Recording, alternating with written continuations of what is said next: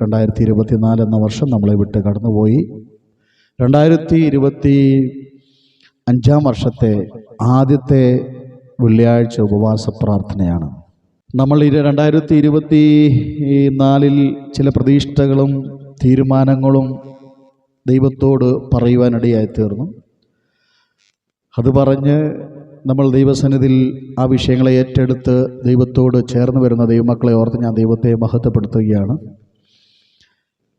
വ്യക്തിപരമായി നമ്മളും ദൈവത്തോട് ചില ആലോചനകളിലും നമ്മുടെ കുറവുകൾ കുറ്റങ്ങളെല്ലാം ഏറ്റുപറഞ്ഞ് കഴിഞ്ഞ നാളുകളിൽ സംഭവിച്ച സംഭവ വികാസങ്ങൾ ഒന്നും ഈ വർഷം വരാതെ വണ്ണം അതിൽ നിന്നെല്ലാം വിടുതൽ പ്രാപിച്ച് കഴിഞ്ഞ വർഷത്തെ എക്സ്പീരിയൻസ് വെച്ചുകൊണ്ട് ഏതൊക്കെ റൂട്ടിലൂടെ സഞ്ചരിക്കുമ്പോഴാണ് പ്രതിസന്ധികൾ വരുന്നത്, പ്രതികൂലങ്ങൾ വരുന്നത് എന്ന് മനസ്സിലാക്കി ഈ വർഷം ആ റൂട്ടിലൂടെ കടന്നു പോകാതെ വേറെ റൂട്ടിലൂടെ, ദൈവിക റൂട്ടിലൂടെ സഞ്ചരിക്കുവാൻ ആവശ്യമായിരിക്കുന്ന ആർജവം ദൈവം തരേണ്ടതിന് ദൈവത്തോട് ചേർന്ന് നിൽക്കുന്ന വർഷമായി ഈ 2025 മാറട്ടെ എന്ന് ഞാൻ ആത്മാർത്ഥമായി ആശംസിക്കുകയാണ്. ദൈവം എല്ലാവരെയും സഹായിക്കുമാറാട്ടെ. 1 പത്രോസ് 5-ാം അധ്യായം അതിൻ്റെ 6-ാം വാക്യം. താഴ്മയുള്ളവർക്കോ കൃപ നൽകുന്നു, അതുകൊണ്ട് അവൻ തക്ക സമയത്ത് നിങ്ങളെ ഉയർത്തുവാൻ ദൈവത്തിൻ്റെ ബലമുള്ള കൈക്കീഴിൽ താണിരിപ്പീൻ. തക്ക സമയത്ത് നമ്മളെ ഉയർത്തുന്ന ദൈവമാണ്, തക്ക സമയത്ത് നമ്മളെ കരുതുന്ന ദൈവമാണ്. അവൻ തക്ക സമയത്ത് നിങ്ങളെ ഉയർത്തുവാൻ ദൈവത്തിൻ്റെ ബലമുള്ള കരത്തിൻ്റെ കീഴിൽ താണിരിപ്പീൻ. എന്താ ഈ തക്ക സമയം? തക്ക സമയം എന്ന് പറയുമ്പോൾ അത് നമ്മുടെ സമയമല്ല, ദൈവത്തിൻ്റെ സമയമാണ്. നമ്മൾ പലപ്പോഴും നമ്മൾ ചില വിഷയങ്ങൾക്ക് വേണ്ടി പ്രാർത്ഥിച്ച് മുട്ടിപ്പായി പ്രാർത്ഥിച്ചുകൊണ്ട് ആവശ്യങ്ങൾ ഇന്ന ഡേറ്റ് വെച്ച് നമ്മൾ പ്രാർത്ഥിക്കാറുണ്ട്. പക്ഷേ ആ ഡേറ്റിലൊന്നും മറുപടി ലഭിക്കാത്ത കാരണം എന്താണെന്ന് ചോദിച്ചാൽ ദൈവത്തിന് നമ്മളെക്കുറിച്ച് ചില പദ്ധതികളും പ്ലാനുകളും ഉണ്ട്. അതുകൊണ്ട് പ്രാർത്ഥനയിൽ മടുത്തു പോകാതെ പ്രാർത്ഥിച്ചുകൊണ്ട് ദൈവാശ്രയത്തിന് വേണ്ടി, ദൈവത്തിൻ്റെ സമയത്തിന് വേണ്ടി കാത്തിരിക്കുന്നത് ഏറ്റവും അത്യന്താപേക്ഷിതമാണ്. അതുകൊണ്ട് എന്നെ കേൾക്കുന്ന പ്രിയ ദൈവമക്കളെ, ദൈവത്തിൻ്റെ ബലമുള്ള കരത്തിൻ്റെ കീഴിൽ താണിരിക്കുമ്പോൾ തക്ക സമയത്ത് ഉയർത്തുന്ന ഒരു ദൈവമുണ്ട്, തക്ക സമയത്ത് മാനിക്കുന്ന ഒരു ദൈവമുണ്ട്. Jesus, hallelujah. ദൈവിക മറുപടി നമ്മുടെ ജീവിതത്തിൽ ലഭിച്ചില്ലെങ്കിൽ, ദൈവിക അത്ഭുതങ്ങൾ നമ്മുടെ ജീവിതത്തിൽ ലഭിച്ചില്ലെങ്കിൽ ഭയപ്പെടണ്ട. ദൈവത്തിന്റെ ബലമുള്ള കരത്തിന്റെ കീഴിൽ താണിരിക്കുമ്പോൾ തക്ക സമയത്ത് എന്നെയും നിങ്ങളെയും മാനിക്കുന്ന ഒരു ദൈവമുണ്ട്, ജീവനുള്ള ദൈവം. യോഹന്നാന്റെ സുവിശേഷം 5-ാം അധ്യായം 4-ാം വാക്യം വായിക്കുമ്പോൾ 38 ആണ്ടായി രോഗസൗഖ്യത്തിന് വേണ്ടി ബെത്സൈദ എന്ന കുളത്തിനരികിൽ 38 വർഷമായി ഒരു വ്യാധി പിടിച്ച, രോഗം ബാധിച്ച ഒരു വ്യക്തി കിടക്കുകയാണ്. Praise the Lord, hallelujah. 38 ആണ്ട്, ഹല്ലേലൂയ. എത്ര വർഷമല്ലേ? നമ്മൾ 12 വർഷം കേട്ടിട്ടുണ്ട്, 18 വർഷം കേട്ടിട്ടുണ്ട്. എന്നാൽ 38 ആണ്ടായി കുളക്കടവിൽ കിടക്കുകയായി. എങ്ങനെയാ? ദൂതൻ കുളം കലക്കുമ്പോൾ ആദ്യമാരാണ് കുളത്തിലിറങ്ങി മുങ്ങുന്നത്, അവർ സൗഖ്യം പ്രാപിക്കും. ഓരോ ദിവസങ്ങളും ദിനരാത്രങ്ങളും ആഴ്ചകളും മാസങ്ങളും വർഷങ്ങളും മുൻപോട്ട് പോയിട്ടും അവന് സൗഖ്യം പ്രാപിക്കുവാൻ കഴിഞ്ഞില്ല. ഇപ്പോൾ ഡേറ്റ് പറയുന്നത് 38 വർഷം. എന്നിട്ടും അവിടെയാണ് ദൈവത്തിൻ്റെ തക്ക സമയം വെളിപ്പെടുന്നത്. 38 വർഷമായപ്പോഴും അവന് പറയുവാനുള്ളത്, ഇന്നല്ലെങ്കിൽ നാളെ എൻ്റെ ഈ വിഷയത്തിന് സർവശക്തനായിരിക്കുന്ന ദൈവം വിടുതലായി ഇറങ്ങി വരും. 38 ആണ്ടായി കിടക്കുന്ന രോഗിയോട് യേശു ചോദിച്ചപ്പോൾ രോഗി പറയുകയാണ്, യജമാനനെ, വെള്ളം കലങ്ങുമ്പോൾ എന്നെ കുളത്തിലാക്കുവാൻ എനിക്ക് ആരുമില്ല. ഞാൻ തന്നെ ചെല്ലുമ്പോൾ മറ്റൊരുത്തൻ എനിക്ക് മുമ്പായി ഇറങ്ങുന്നു എന്ന് ഉത്തരം പറഞ്ഞു. പിന്നെ എന്തിനാണ് അവൻ അവിടെ കിടക്കുന്നത്? ചോദ്യമല്ലേ? ദൂതൻ കുളം കലക്കുമ്പോൾ ഇറങ്ങി ചെല്ലുവാൻ കഴിയില്ലെന്ന് 38 വർഷമായിട്ടും മനസ്സിലാകിയിട്ടും എന്തുകൊണ്ടാണ് പിന്നെയും ആ രോഗി അവിടെ കിടക്കുന്നത്? പ്രതീക്ഷ. ഇവിടെയാണ് പ്രിയ ദൈവമക്കളുടെ പ്രതീക്ഷ. ഹല്ലേലൂയ. നമ്മുടെ സമയമല്ല, ദൈവത്തിൻ്റെ സമയമാണ് തക്ക സമയം. തക്ക സമയത്ത് നമ്മളെ ഉയർത്തേണ്ടതിന് ദൈവത്തിൻ്റെ ബലമുള്ള കരത്തിൻ്റെ കീഴിൽ തണിരിപ്പീൻ.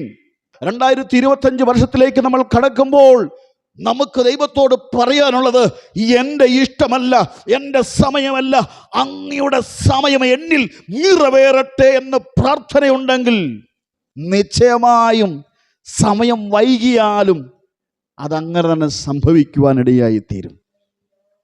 ഹല്ലേലൂയ. 38 വർഷമായി. ഉടനെ യേശു അടുക്കൽ ചെന്ന് ചോദിച്ചപ്പോൾ പറഞ്ഞ റീസൺ, ദൂതൻ കുളം കലക്കുമ്പോൾ എനിക്ക് മുമ്പായി രോഗികൾ ഇറങ്ങി സൗഖ്യം പ്രാപിക്കുന്നു. ഹല്ലേലൂയ. എന്നിട്ടും ആ ദൈവത്തിൻ്റെ പദ്ധതിക്ക് വേണ്ടി കാത്തിരുന്ന രോഗിയോട് യേശു പറയുകയാണ്, എഴുന്നേറ്റ് നിന്റെ കിടക്കെടുത്ത് നടക്ക. ഹല്ലേലൂയ. ഇതുവരേക്കും ലഭിക്കാത്ത അത്ഭുതങ്ങൾ തന്നിലൂടെ വെളിപ്പെടുവാനിടയായി തീർന്നു.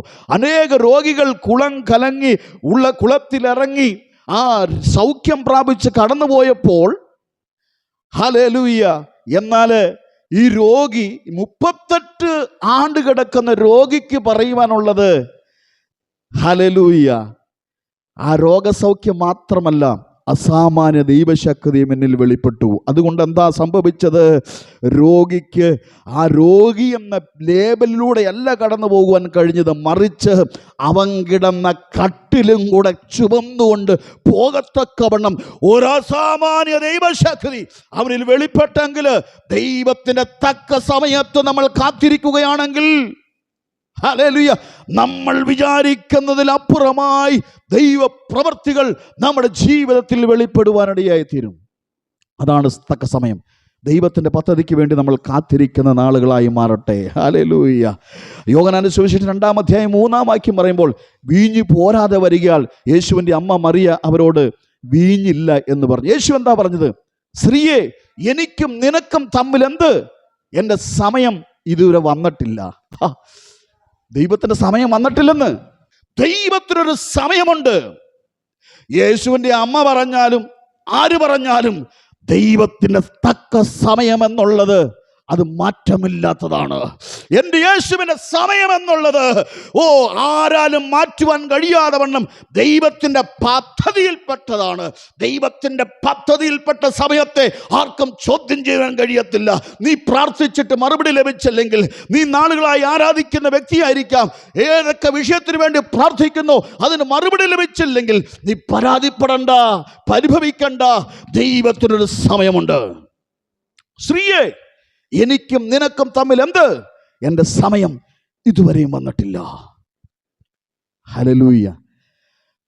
എനിക്ക് ആ വാക്യം വളരെ സന്തോഷമുണ്ട്. അതിന് താഴേക്ക് വായിച്ചു വരുമ്പോൾ, ദൈവത്തിൻ്റെ തക്ക സമയം മണിക്കൂറുകൾക്ക് ശേഷം, ഹല്ലേലൂയ, യേശുവിൻ്റെ അമ്മ പറഞ്ഞ് ചില മണിക്കൂറുകൾക്ക് ശേഷം അവിടെ ദൈവത്തിൻ്റെ തക്ക സമയം അവിടെ വെളിപ്പെടുകയാണ്. ദൈവത്തിൻ്റെ തക്ക സമയം വെളിപ്പെട്ടപ്പോൾ, ഹല്ലേലൂയ, വിരുന്നുവാഴി പറയുക, നല്ല വീഞ്ഞ് ആദ്യമല്ലേ വിളമ്പേണ്ടത്, അവസാനമാണോ വിളമ്പേണ്ടത്? ഏറ്റവും നല്ല വീഞ്ഞാക്കി യേശു അത്ഭുതം ചെയ്തെങ്കിൽ നമ്മുടെ ജീവിതത്തിലും നമ്മുടെ സമയത്തല്ല കേട്ടോ, ദൈവത്തിനൊരു സമയമുണ്ട്. ദൈവത്തിൻ്റെ തക്ക സമയത്തിന് വേണ്ടി ബലമുള്ള കരത്തിൻ്റെ കീഴിൽ താണിരിക്കുമ്പോൾ നാളുകളായി പ്രാർത്ഥിച്ച പ്രാർത്ഥനകൾക്ക് അത്ഭുതകരമാവണ്ണം ദൈവപ്രവൃത്തികൾ കണ്ട് സന്തോഷിപ്പാൻ, ഇതെങ്ങനെ സംഭവിച്ചു എന്ന് പറയത്തക്കവണ്ണം അത്ഭുതങ്ങളെ കാണുവാനിടയായി തീരും. സാറഭാത്ത് വിധവയോട് ചോദിച്ചാൽ വിധവയ്ക്കും പറയാനുള്ളൊരു തക്ക സമയമില്ലേ? സകലതും തീർന്നു, സകല സ്രോതസ്സും തീർന്നു. 2 വിറക് വിറക്കുന്നു, അല്പം മാവ്, അല്പം എണ്ണ, ഞാനും എൻ്റെ മകനും ഭക്ഷിച്ച് കഴിച്ചിട്ട് മരിക്കാൻ പോവുക. ഹല്ലേലൂയ. മരിക്കാൻ പോകുക എന്ന് പറഞ്ഞാൽ അതിൻ്റെ അർത്ഥം എന്താണെന്ന് ചോദിച്ചാൽ, അവസാനത്തെ ഫുഡാണ്. ഇനി ഫുഡില്ലെങ്കിൽ മനുഷ്യൻ്റെ ജീവൻ നിലനിൽക്കത്തില്ല. അതുകൊണ്ട് പറയുക, 2 വിറക്, അല്പം എണ്ണ, അല്പം മാവ്, ഇത് ഭക്ഷിച്ചുകൊണ്ട് ഞങ്ങൾ മരിക്കാൻ പോവുക. ഹല്ലേലൂയ.